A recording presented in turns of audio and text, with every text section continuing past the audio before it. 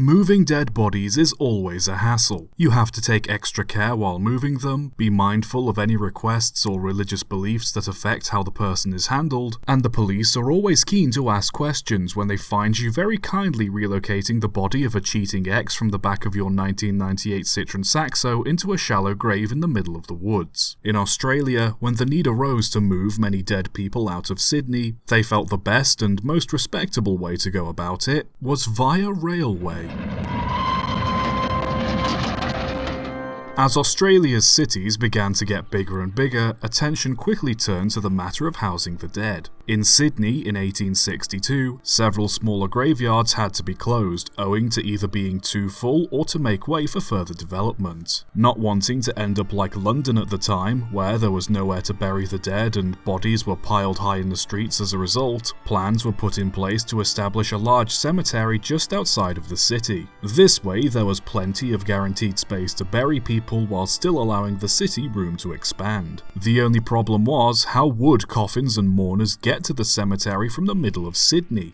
Why, by train of course. A small branch line was built from Lidcombe railway station leading to the newly established Rookwood Cemetery. This way, bodies and anybody who wished to visit the site could ride the train to Lidcombe and from there be transported directly into the graveyard. The line was officially opened in 1865 and only travelled a short way into the cemetery grounds. A proper station was built soon afterwards in the cemetery in 1867, when it was decided that it would be easier and more dignified for a funeral to arrive at an actual train station instead of the plain timber and corrugated iron platform that was in place at the time. The station, named Necropolis, was built to resemble a church and even had a bell tower that was used for funerals and to inform passengers of departing trains. A system was later put in place to separate visitors from funeral services when arriving at the station. Another station was built on Regent Street near Sydney Central train station, known as the Mortuary Station. The idea was to have a station separate from the main central one for funeral trains specifically to depart from, so mourners and funeral parties could be granted a little more privacy. Later, as the cemetery started to fill up, the line was extended, with another station being built in 1897, and 2 more stations and further expansion was added in 1908, allowing for up to 4 trains to run on the line at one time.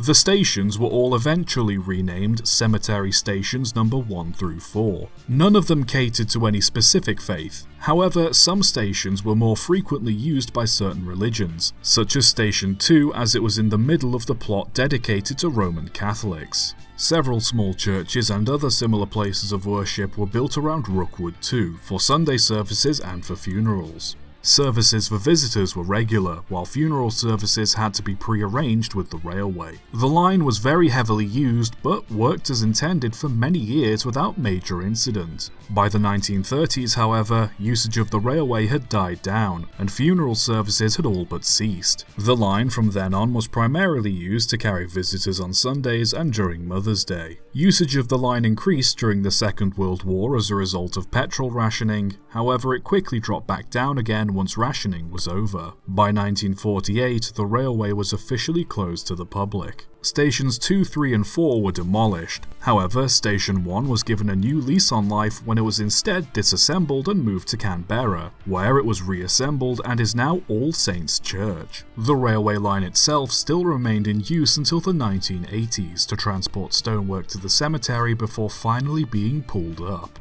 In the end, Rookwood Cemetery Railway was a very surreal solution to the problem of transporting the dead. Not only did it involve building and running a fully functioning rail line through a graveyard, but the fact they went out of their way to make the infrastructure of the line itself fittingly Gothic and church-like too. It certainly must have been an interesting spectacle. Just make sure you booked a return trip before you got on. Else you might have ended up stuck on a platform with a few less than lively passengers. Subscribe for more.